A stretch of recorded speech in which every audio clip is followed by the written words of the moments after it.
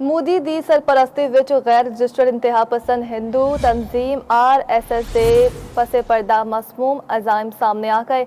आलमी जरीदा दी डिप्लोमेट ने हिंदुत्व इंतहा पसंद तंजीम RSS के ओछे हटकंडे आया कर दिते।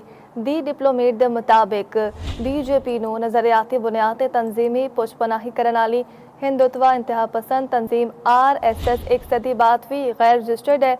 RSS गुज़िश्ता साल अमरीका विच लॉबिंग लई $3,30,000 खर्च कर चुकी। RSS की बहुत सारिया जायदादा मुख्तलिफ अफराद के नावां उत्ते रजिस्टर्ड ने। RSS लई खुफिया कम करदियां किवे एदा असल मकसद एक इंतहा पसंद हिंदू रियासत का क्याम है। कांग्रेस रहनुमा प्रियंक खरगे दी RSS उत्ते शदीद तनकीद आखिया एक क्रेडिट लेन विच सब तो आगे ने ते RSS ते BJP नूं करप्शन दा भी हिसाब देना होवेगा।